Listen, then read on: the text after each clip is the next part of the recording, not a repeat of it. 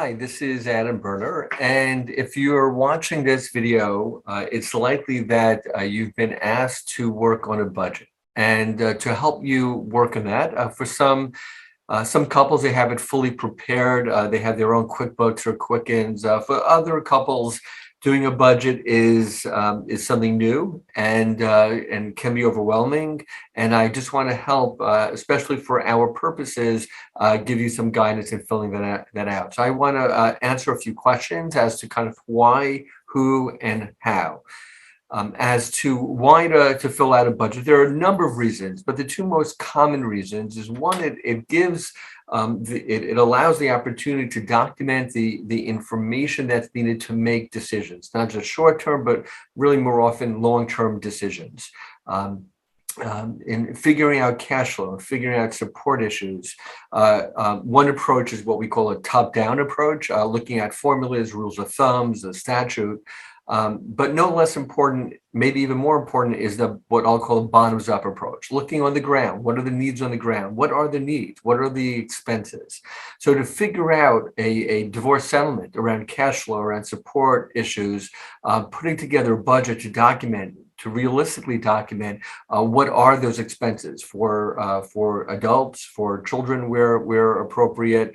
That's going to be really, really helpful data to help ensure that you're making informed decisions.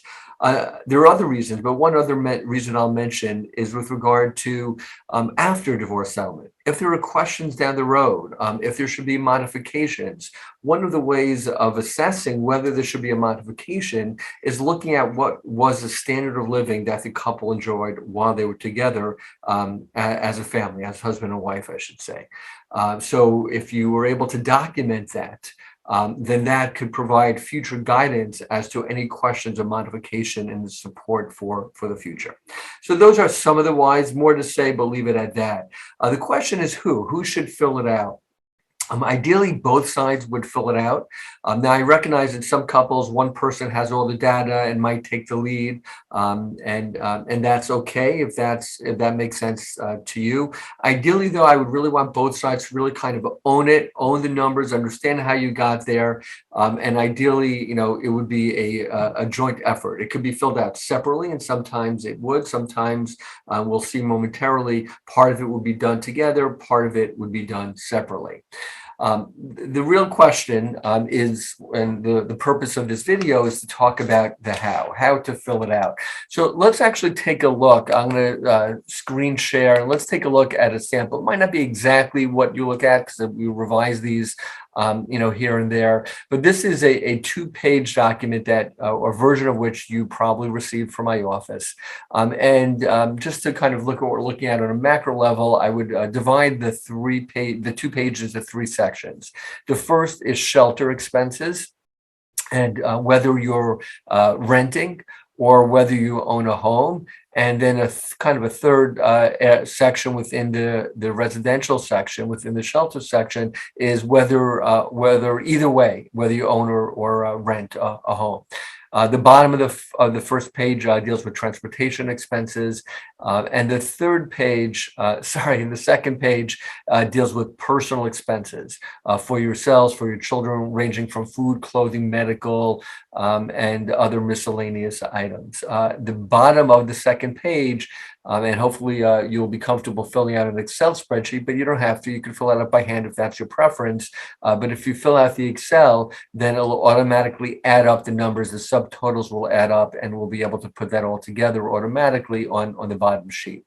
So in terms of filling this out, if you notice, there are 4 columns.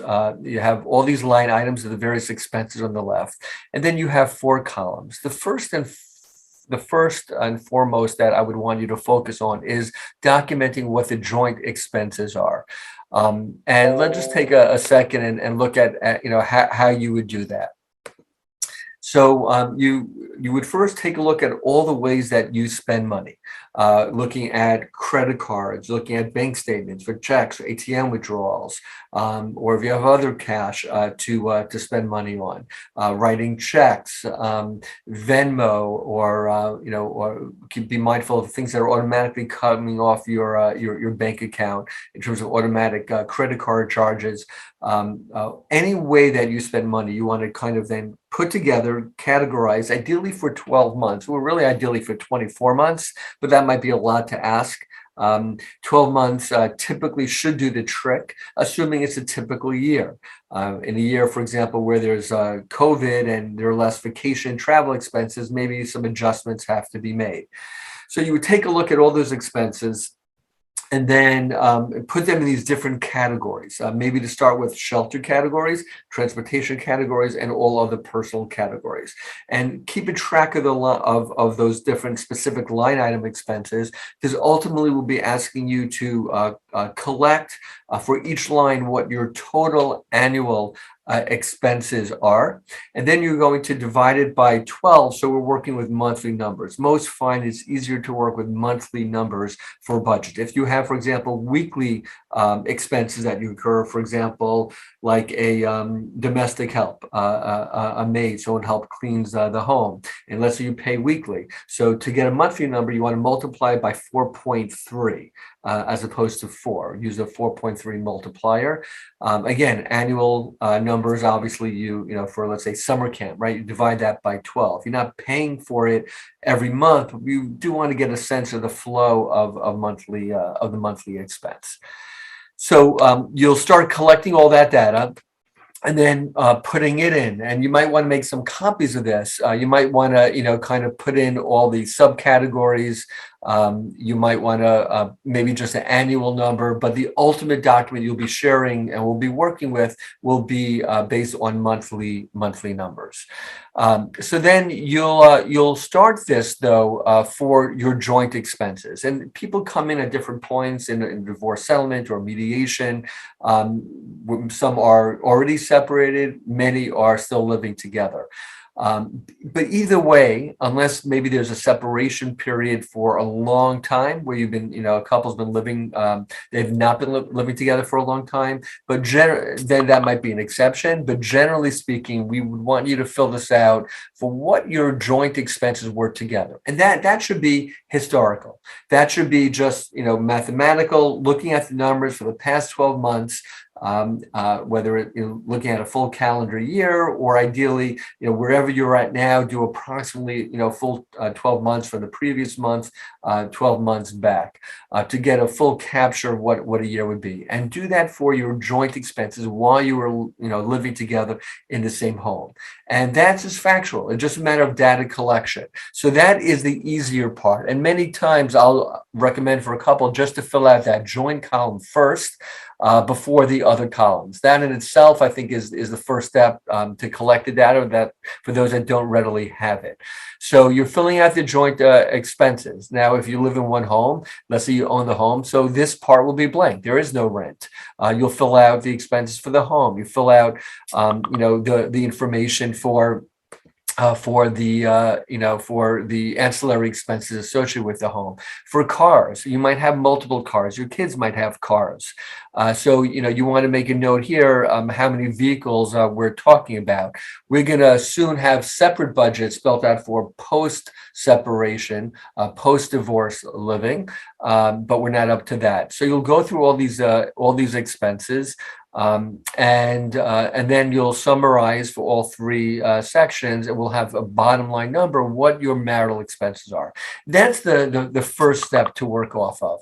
The second step is, once you've done that, or if you already are living separate and apart, then what you want to do is say, from your living separate and apart, what are your future post-separation or post-divorce expenses going to be?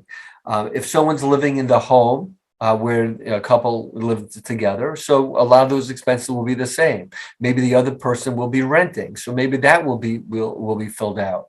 With regard to the children's future expense, let's hold off on that for now. That's not going to come up until the second page in all likeliness. So you're going to, after filling out the first column, the joint column, the second exercise is then to figure out prospective expenses. What are your expenses anticipated to be, or already are if you're separated? Again, with the residential, with the separate categories, with regard to transportation, we might need to parse out, and maybe there's some research that needs to be done. Easy Pass, for example, you probably only have one Easy Pass when you're together. Well, the plan eventually will have two separate Easy Pass accounts.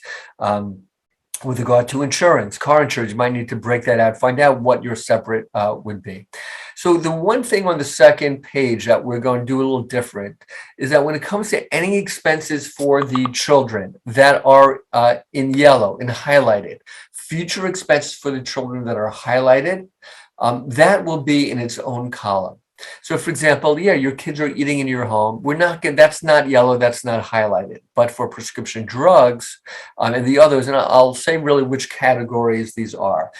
For the add-on expenses, and we'll talk about that together at some point, but there are typically 5 categories of expenses, which are broken down to more categories, these yellow highlighted items, because they're broken down a little more. But the general categories are unreimbursed medical expenses for the children, educational expenses for the children, summer camp for the children, any child care needed for parents to work or get training for work would also be included, as well as not statutorily, but typically we would include any extracurricular activity. So those 5 categories of expenses we would put in, and they're broken down into more categories here. For example, unreimbursed medical expenses, it could be dentist, it could be orthodontic, etc. So that's why there's more than 5 highlighted columns. For those categories and only those categories, I would want you to put those numbers for future expenses of those categories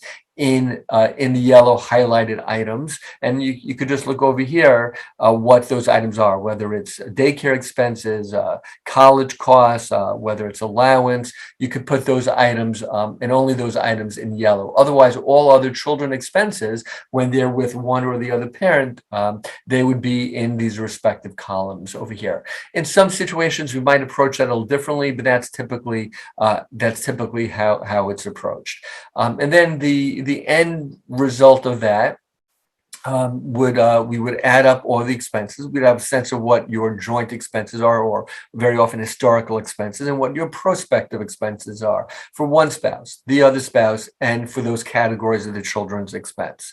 So that's what we're looking to do. And then when you do that work, we will present that together, or you will present that, you'll share that, and we'll look at that together in our work to understand the expenses, understand the flow of money, and get really realistic as to a sense of what the cash flow is. Of course, there's more to discuss, better understand income and how that works into this cash flow. But to work in the budget, it's really an instrumental tool to help optimize the informed decision making that you'll be doing. Very often couples, have questions and come in, maybe they did something wrong. Very common, very, very common. No worries about it. Part of my role is to give feedback. If you might have missed something, if something may be double counted, and it's a work in progress.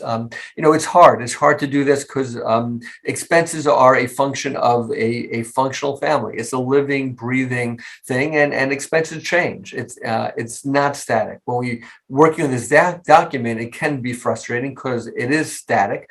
In reality, we know it's not. One year your dishwasher will break down, another year a car will break down. So we want to try to be as realistic as possible, but we don't want to get too uptight, if you will, knowing that the expression comes to mind that perfect is the enemy of the good. We want a good budget. Perfect is really impossible when it comes to these prospective expenses. So do your best. Let us know if you have any questions, and I hope this was helpful to help you figure out, again, what's an essential tool of the work that we will do together. Thank you.